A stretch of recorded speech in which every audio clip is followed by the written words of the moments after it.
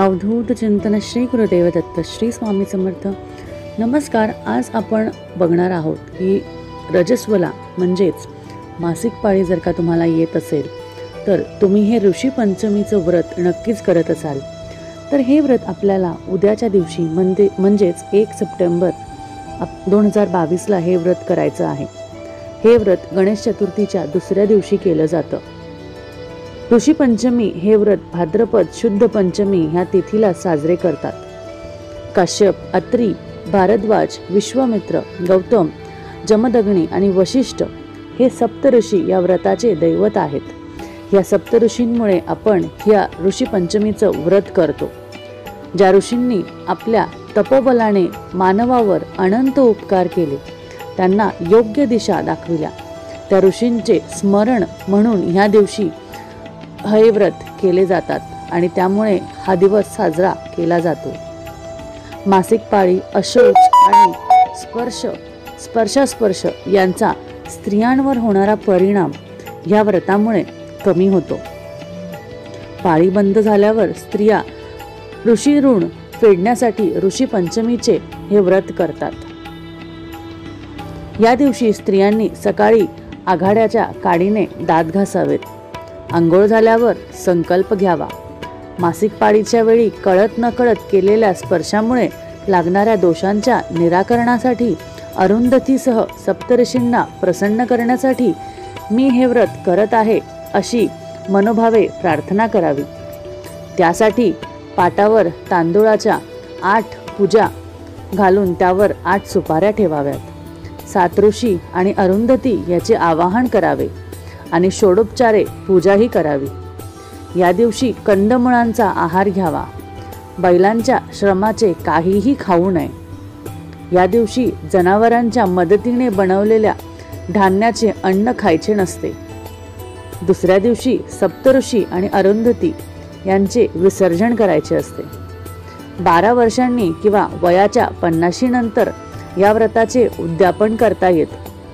म्हणजे तुमचे मासिक धर्म गेले तर तुम्ही बरेचसे जण हे तेव्हाही व्रत करतात अथवा म्हणजे आयुष्यभर सुद्धा हे व्रत करतात आणि आपल्या हातून काही चुका घडल्या असतील तर ते तुम्ही चालू ठेवण्यासही काही हरकत नाही. तर आता आपण जाणून घेऊया की नक्की हा व्रत आपण का करतो. तर रजस्वला दोष नाहीसा करण्यासाठी याचं प्रायश्चित म्हणून हे व्रत केलं जातं. मासिक धर्म, अशौच आणि स्पर्श याचा स्त्रियांवर परिणाम होतो आणि त्यामुळे हे व्रत केल्याने ते परिणाम, ते दोष नाहीसे होतात.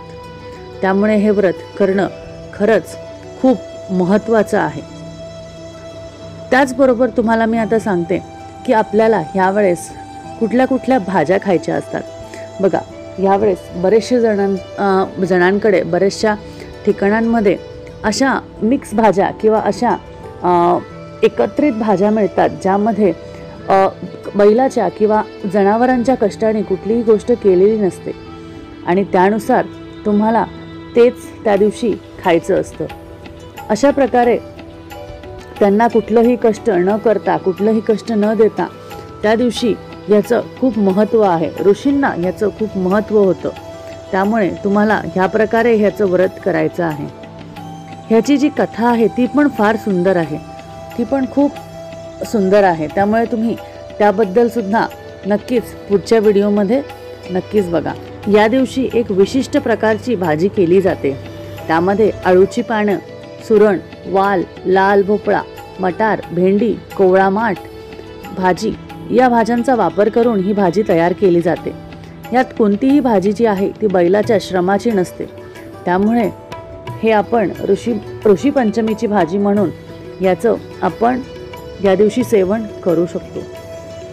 कोणत्याही व्रताचा काळ व आचार निर्धारित होताना प्रामुख्याने भौगोलिक वातावरणाचा आपण विचार करायला हवा आणि त्यामुळेच ह्या व्रताला तेवढाच महत्त्व असून आपण हे व्रत नक्कीच करू शकतो.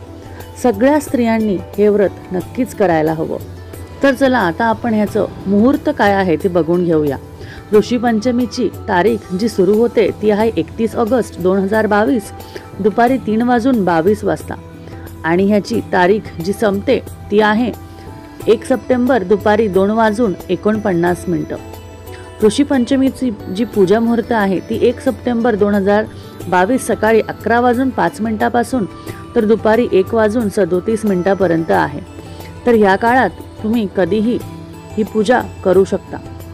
यामध्ये तुम्हाला सप्तऋषी पूजन मंत्र म्हणायचा आहे. ते म्हणजे कश्यपोत्री भरद्वाजो विश्वमित्रोथ गौतमः जमदग्नी वशिष्ठ सप्तैते ऋषय स्मृता दहन्तु पापम सर्व गृहंतर्वर्ध्य नमो नमः.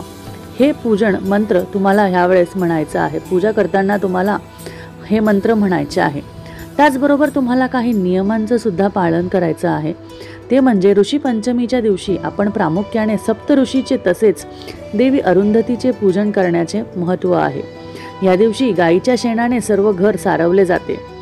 आजकाल हे आपल्या घरात शक्य नसल्यास गोमूत्र शिंपडलं तरीही चालतं. या दिवशी आपण कोणाची निंदा करायची नसते.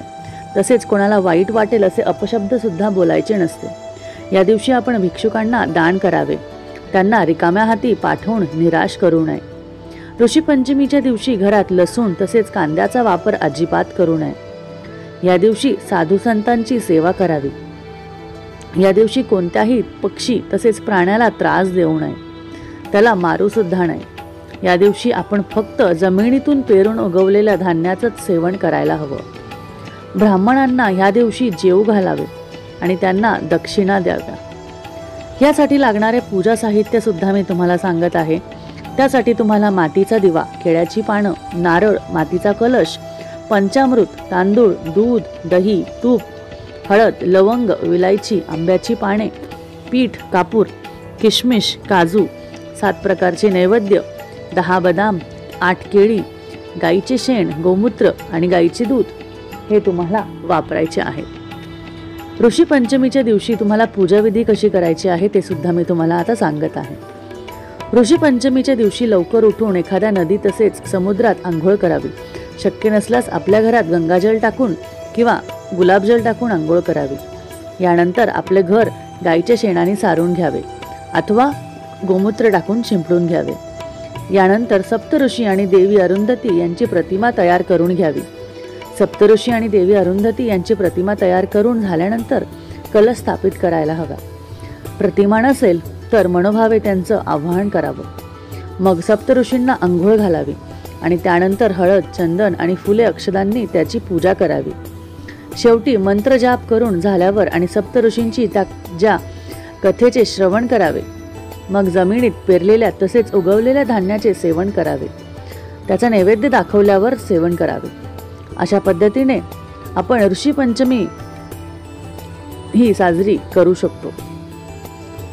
तर ह्या प्रकारे तुम्हाला ऋषी पंचमीचा सण जो आहे तो साजरा करायचा आहे. आणि मासिक पाळी धर्मात काही चुका घडल्या असतील नसतील त्याबद्दलची माफी म्हणून त्याबद्दल पश्चाताप म्हणून आपल्याला हे व्रत करायचं आहे. या व्रताची कथा जाणून घेण्यासाठी पुढचा व्हिडिओ नक्की बघा. आता मी तुम्हाला ऋषी पंचमीबद्दल अजून थोडीशी माहिती सांगते. सप्तऋषी अरुंधती व गणपती यांची या दिवशी पूजा आपण करतोच. तर अरुंधती, सप्तऋषी आणि गणपतीची अशा एकूण 9 सुपाऱ्या तुम्हाला सुद्धा मांडायच्या असतात. आणि त्यामुळे ह्या दिवशी जसं बैलाच्या मेहनतीचं तुम्हाला काही खायचं नाहीये तसंच फळे किंवा भाज्या तुम्ही ह्या दिवशी सुद्धा खाऊ शकत नाही. मोजलेल्या भाज्या ज्या तुम्हाला मी आधी सांगितल्या त्याच तुम्हाला ह्या दिवशी खायच्या आहे.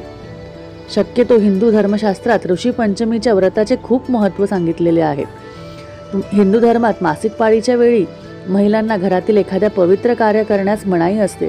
पण समजा त्यावेळेस काही अचानक काही गोष्टी घडल्या, कुठे अडचण आली, कुठे हात शिवला गेला तर त्यावेळेसची चूक माफ करण्यासाठी हे व्रत नक्कीच करावं.